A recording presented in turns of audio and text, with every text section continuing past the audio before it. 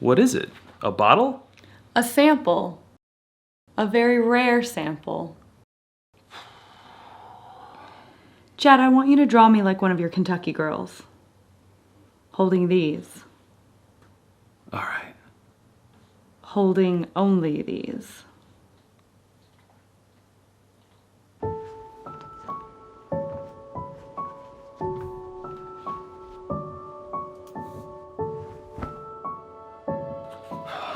Okay, bottles down, labels to me. Keep them on me. Okay, I'll try to stay still and not drink them.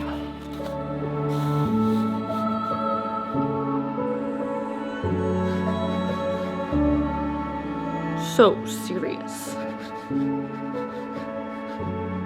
There, so what do you think? You didn't even draw me. Oops.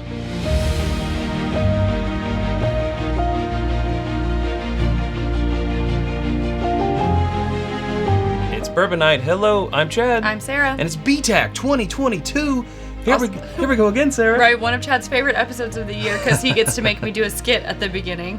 First things first, these were sent to us. That's the only way pretty much so we can ever get any BTAC is we're sent to us as media samples. But we're media. But it is not in trade out for an episode. They don't get to review the episode. We're not getting paid. There's no sponsorship here, no money changing hands.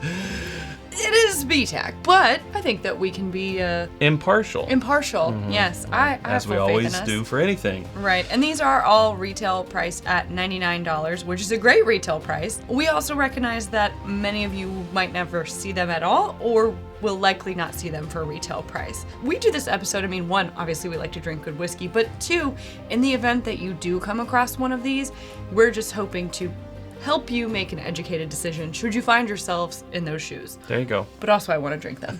Yeah, of course. But we are going to go in proof order, starting with 90, going all the way up to 138.7. Woo! And there are chapter marks, so if you want to skip around to just specific ones, look down in the little scrubby bar and scrub. All right, our first one is... Sazerac. Pause for uncracking. 90 proof, 18 years old. Sara, I just have to say this is the 2-year anniversary of your famous clip. Let's go ahead and roll it. It's not every day that you get to have an 18-year-old.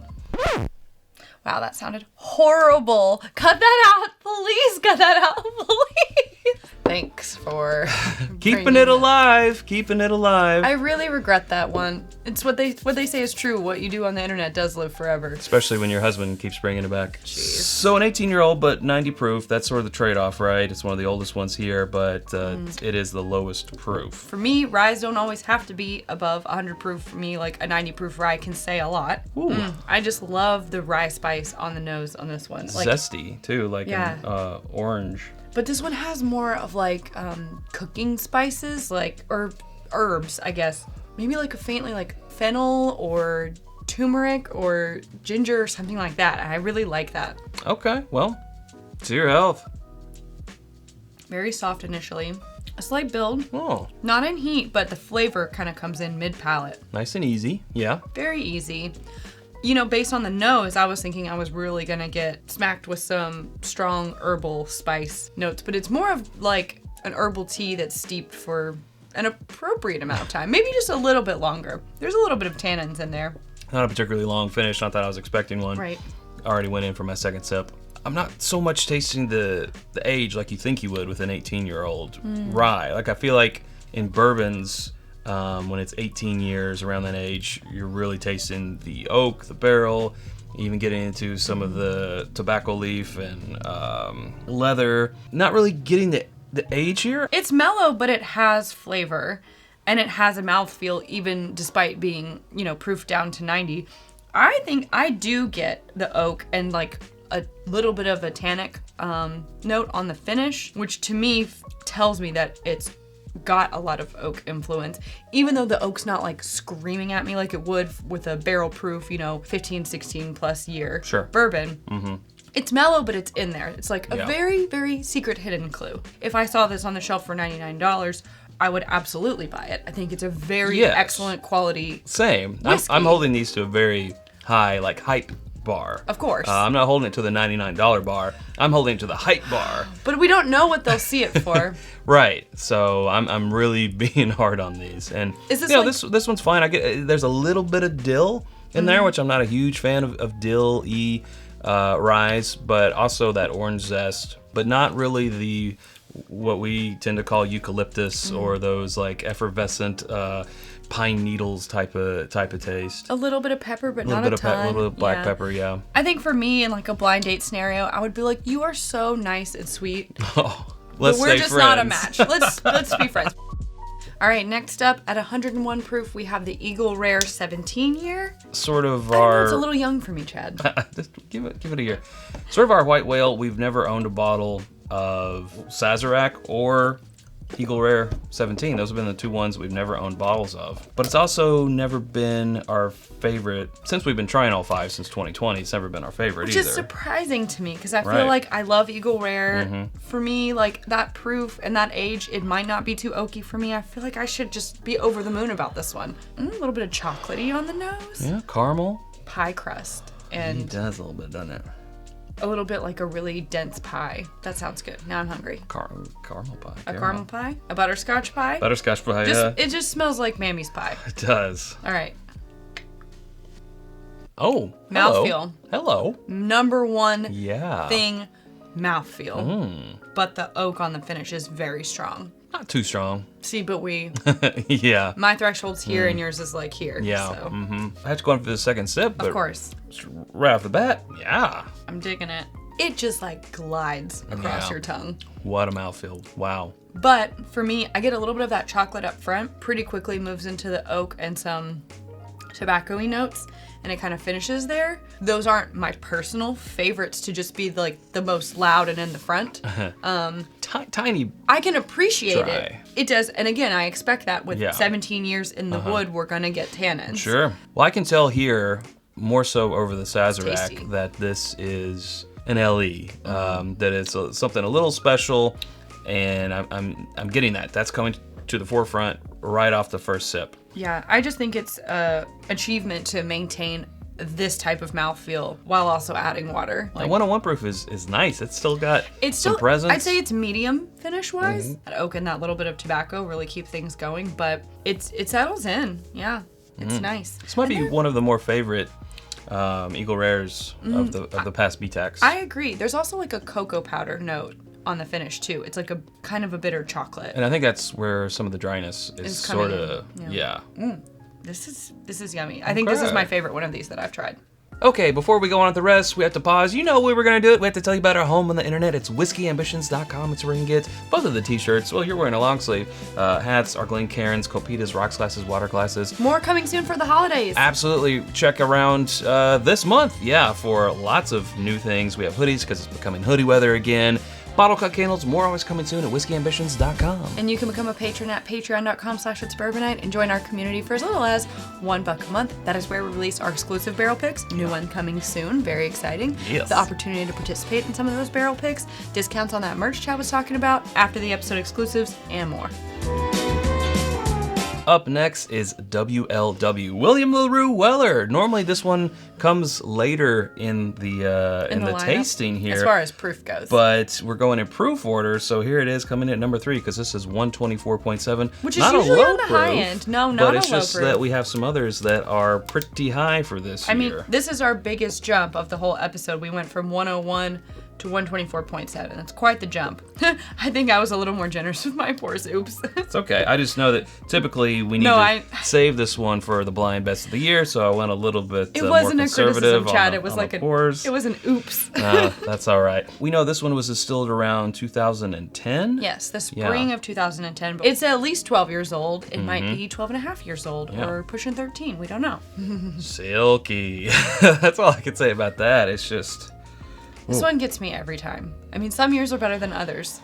Deep.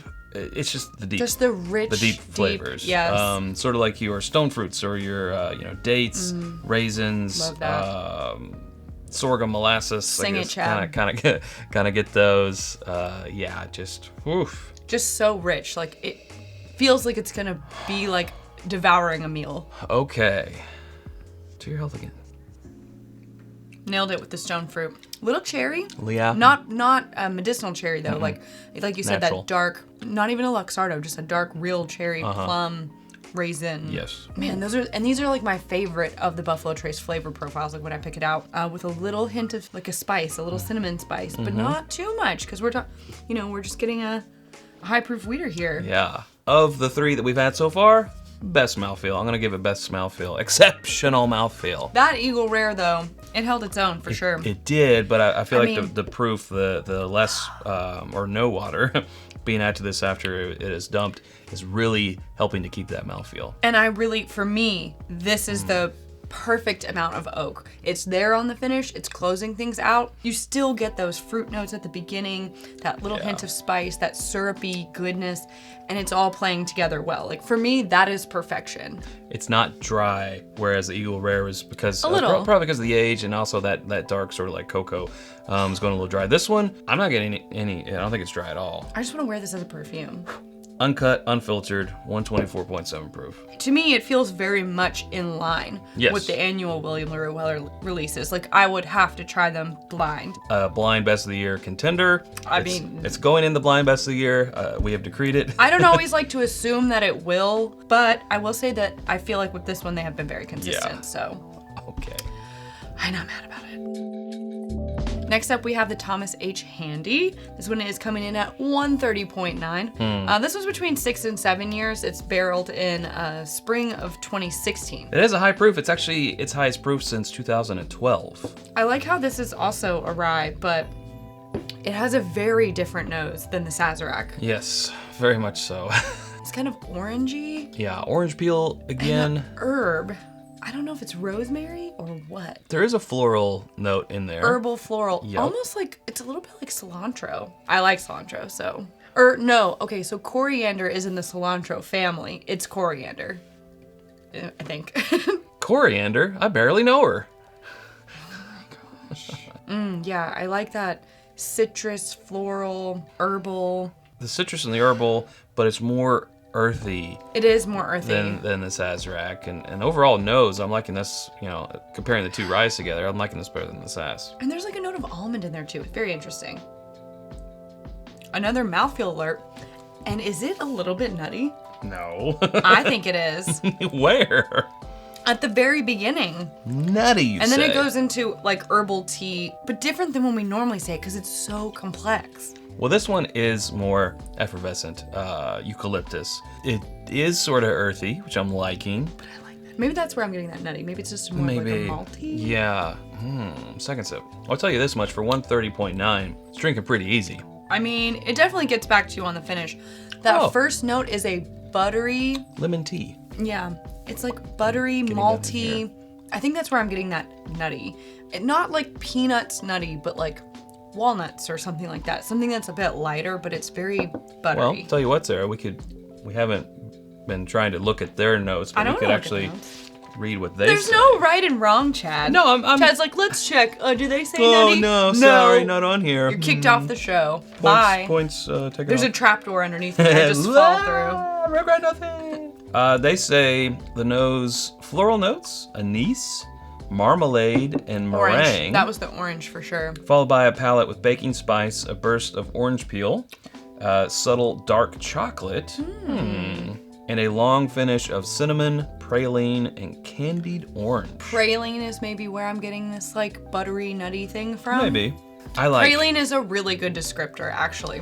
I feel like that matches well. The chocolate's really not coming through for me, but definitely all those like orangey, marmalade, floral. But it's so many things. Yeah. Like you could go down any one of these avenues of like citrus, floral, earthy.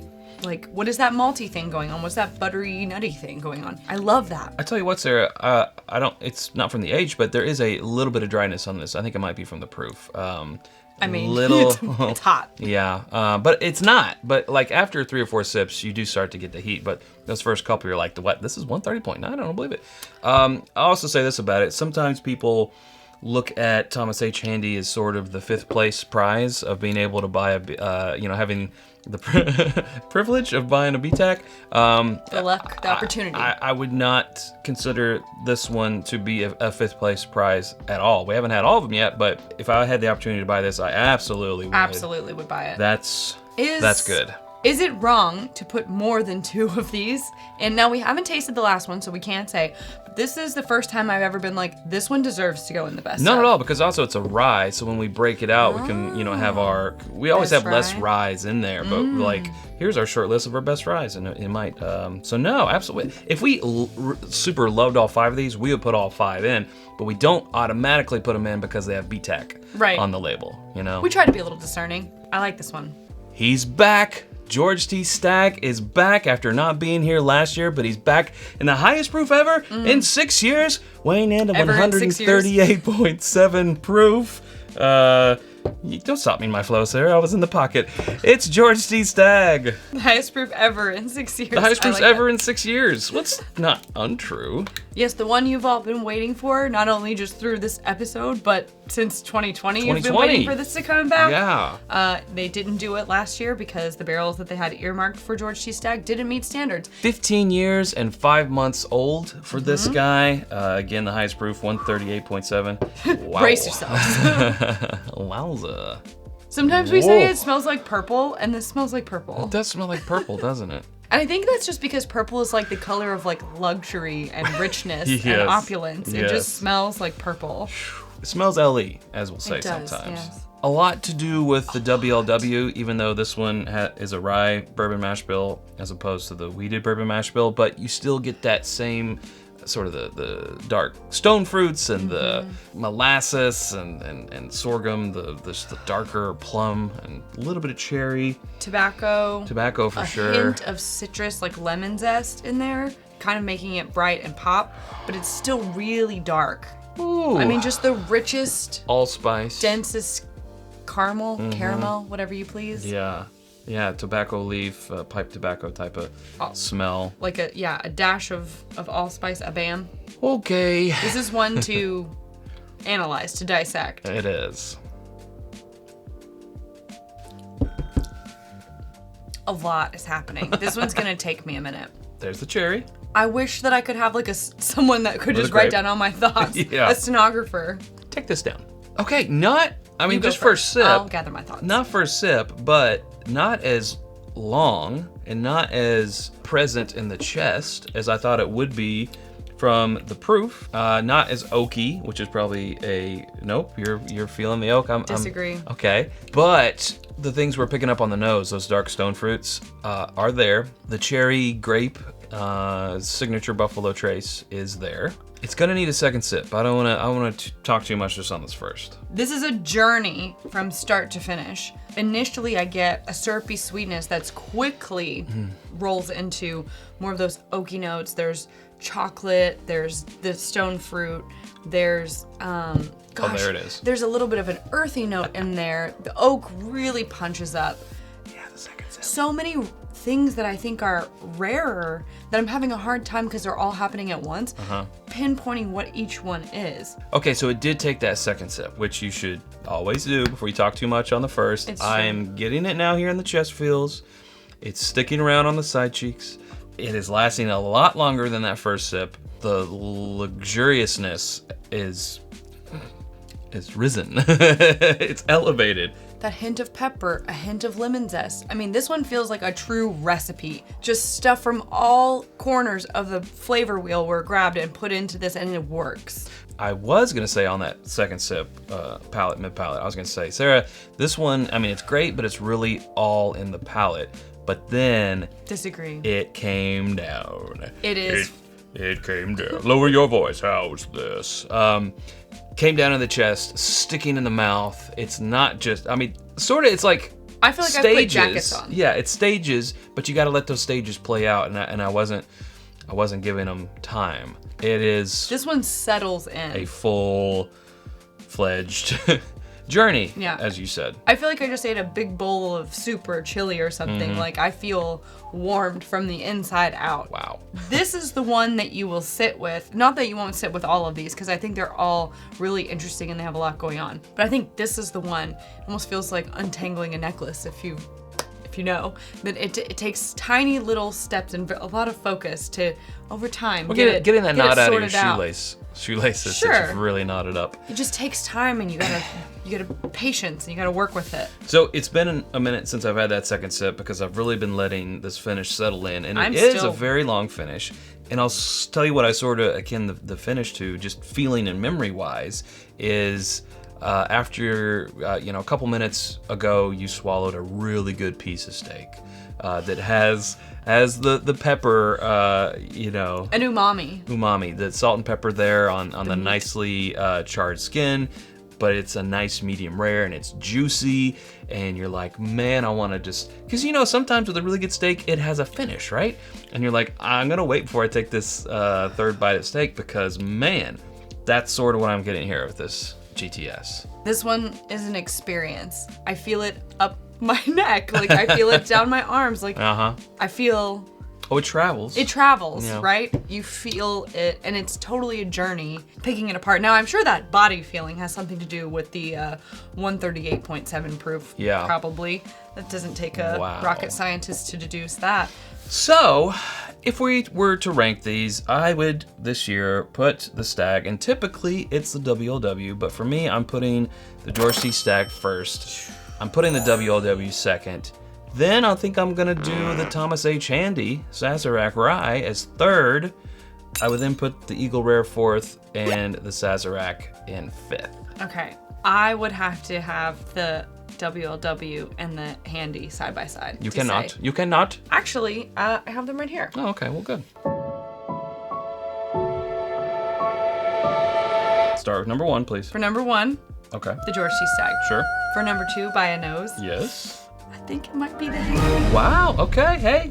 Cool. Yeah, and it is a really good Thomas H. Handy this year. I'm really digging those flavors. Okay, Then number three. a close third, photo finish, Yeah. the William Larue Weller. Then the Eagle Rare, even though I really respect that mouthfeel and Yes. those flavors, for me it's a lot of oak, and then the Sazerac.